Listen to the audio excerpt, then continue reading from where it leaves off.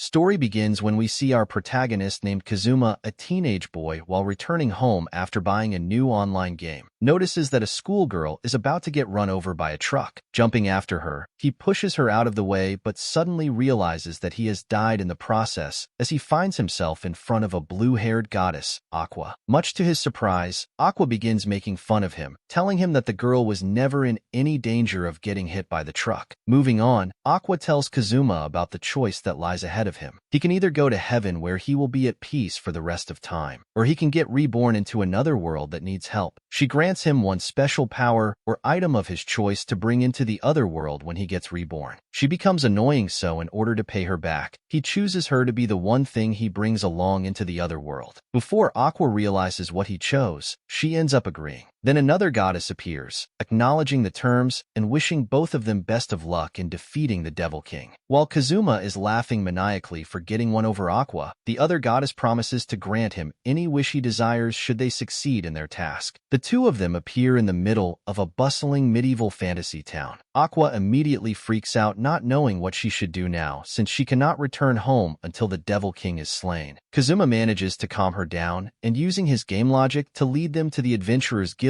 in order to gather information and sign them up to become adventurers. At the Adventurers Guild, they are greeted by the receptionist, Luna, who tells them that they will need to pay the registration fee if they want to join. Since neither of them has any money, they end up wondering what they should do about it. Aqua notices a priest nearby and approaches him, introducing herself as the goddess from the religious order of Axis and requests some money from him. The priest turns out to be from a different sect belonging to the goddess Eris, who is ranked below Aqua. Even so, the priest decides to be generous and give up with the money she's asking for, but reprimanding her for pretending to be a goddess. Aqua does not take it well, feeling shaken for not being recognized as the goddess as well as being pitied by a priest belonging to Eris. Using the priest's coins, the two of them sign up as adventurers. While signing up, their power is measured and they are given adventurer cards which they can use for identification and to upgrade their skills and classes as they grow stronger. Kazuma ends up being very average across the board, with the only exception being his overwhelmingly high luck, which makes him a rather weak adventurer. On the other hand, Aqua's stats are all extremely high except for her intelligence, which is below average, and luck, which is the lowest possible level. The entire Adventurers Guild celebrates the fact that someone as powerful as Aqua has joined them, looking forward to her future exploits. Kazuma is excited at his new beginning as an adventurer in this fantasy world, but his excitement is short-lived as he ends up doing manual labor together with Aqua day in and day out. It turns out that most of the monsters in this area have already been exterminated, so there are no requests for starting out adventurers like them. Living in stables and sleeping on hay next to Aqua is really bringing Kazuma down. Deciding it is time to do something about their situation, they go looking for a kill quest. Taking on a quest to kill 5 giant frogs, Kazuma and Aqua find themselves out in the field. While Kazuma is running for his life, Aqua is making fun of how pathetic he is. But the giant frog quickly loses interest in Kazuma and shifts its focus onto Aqua since she is not paying attention. The frog easily jumps up to her and swallows her whole. Kazuma pushes himself and somehow manages to defeat the frog and rescue Aqua. Completely covered in frog slime, Aqua thanks Kazuma for saving her life. Noticing another giant frog nearby, Aqua decides to take out her frustration on it, charging at it with full power. She punches the frog, but the attack does not seem to faze it at all. Just like that, she gets swallowed again, and it is up to Kazuma to save her. Returning to the guild, Kazuma decides it is for the best if they look for other adventurers to join their party. Aqua reassures him that everyone will want to join their party because she is there, but as time passes, no one seems interested. Just as they are about to give up, a girl with red eyes and a large pointy hat appears before them. She introduces herself as Megumin the Archwizard, telling them that she specializes in explosion magic. She is overcome by weakness and collapses. Apparently, she has not eaten in days, so Kazuma offers to buy her a meal. At first, he thought she was making fun of them because of her strange name and speech pattern, but Aqua explains that Megumin is a crimson demon, and they tend to be that way. Deciding to give her a shot, they bring her along to hunt the remaining giant frogs for their quest. Aqua tries to show how powerful she really is and charges at one of the giant frogs, but her attack does nothing yet again, getting her swallowed in the process. On the other hand, Megumin unleashes her devastating explosion magic magic, obliterating one giant frog with ease. The shockwave attracts another giant frog to their location, and it is then that Megumin reveals that casting explosion magic completely exhausts her magic reserves, rendering her immobile after just one cast. Being completely helpless, she gets swallowed by a giant frog too, making Kazuma save both of them by himself. After the successful rescue, the three of them are heading back to the guild. Kazuma has to carry Megumin, who is still unable to walk on her own. On the way back, Kazuma tells Megumin to use other types of magic so she would not be put in this situation again, but she refuses, declaring that explosion magic is the ultimate form of magic and she will not use any other magic no matter what. Hearing that Kazuma wants to refuse her from joining their party, but Megumin is determined to stay with them as no other adventurers want her. They start arguing and attracting attention from the random passerby. Some of them wonder what Kazuma has done to the girls as they are both covered in slime. Noticing the situation, Megumin uses it to her advantage and starts screaming how he made her do loot things until Kazuma convinces her to stop by accepting her into the party. Back at the guild, they are given the reward for clearing their quest, but Kazuma is worried if their party will be able to accomplish anything, let alone defeat the Devil King. At that moment, he is approached by a beautiful blonde girl who is dressed as a knight. She introduces herself as Darkness, a crusader, and she wants to join their party as well. Apparently, she has seen the two girls covered in slime that accompany him and decided if this party is the right place for her. Kazuma warns her that their party is very weak, and they are most likely going to get eaten by monsters, which only seems to make her even more motivated to join. Kazuma quickly notices that she is a weirdo as well and ends up refusing her. The next day, Kazuma is trying to find a way to learn new skills as his level has increased from clearing a quest. Darkness manages to find him yet again, pressing him to accept her into his party, and she is accompanied by Chris, a thief. Hearing that Kazuma wants to learn new skills, Chris offers to teach him some useful thief skills. He buys her a drink. Kazuma quickly accepts the offer and learns the new skills from Chris, activating them on his adventurer card. In order to give one of the skills a shot, Chris shows him how to use steal. When Kazuma tries out the skill on her, instead of stealing her coin pouch, his overwhelmingly high luck makes him steal her panties. Witnessing that makes Darkness excited again, and when they return to the guild, everyone is mortified to hear that he made Chris pay him to return her panties. Kazuma then demonstrates the steal skill he learned in front of everyone, and instead of stealing a random item, ends up stealing panties once again, this time for Megumin. This makes Darkness insist that she joins his party no matter what, so Kazuma decides to tell them that they will have to fight the Devil King one day, hoping this will make Darkness and Megumin leave his party. But learning that has the exact opposite effect on them. Megumin wants to put her glorious explosive magic to the test against a strong opponent, and Darkness has her own fantasies of getting captured and abused by the Devil King. While Kazuma is wondering what to do about this all, adventurers are urgently summoned to the city gates. Apparently, it's harvest season, and in this world cabbages fly and need to be hunted down before they wither away.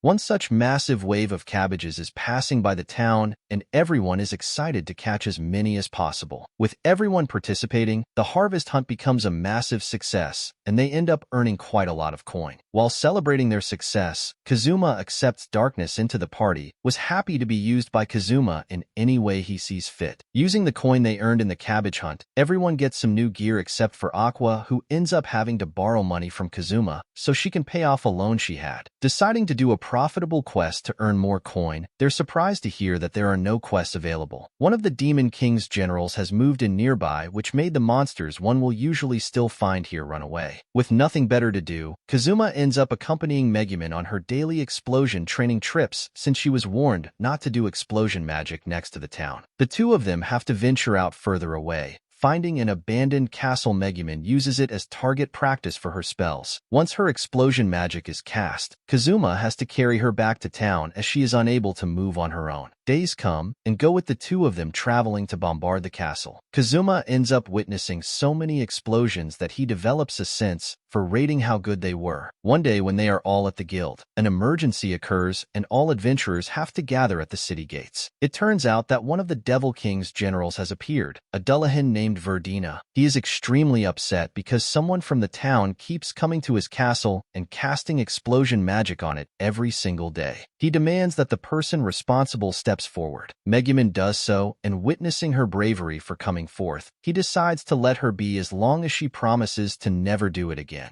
However, she does not want to comply, telling him that she will keep casting explosion magic no matter what. This takes Verdina off, and he casts a curse on her, but Darkness jumps in and protects Megumin from the curse by taking it herself. Verdina explains that this curse torments and kills without fail in 1 week, and should they wish to save Darkness, Megumin has to come to his castle and fight him fair and square. Verdina's speech is derailed when Darkness starts going on about her perverse fantasy, how he cursed her only to use and abuse her against her will. Weirded out by Darkness, Verdina reminds Megumin of what she has to do before leaving. After Verdina leaves, Megumin makes preparations to go to his castle and Kazuma decides to accompany her. But before they can leave, Aqua uses her godly healing powers to dispel the curse from Darkness with no issues. Everyone is surprised by Aqua's power, as this is the first time she has done something useful. This video ends here.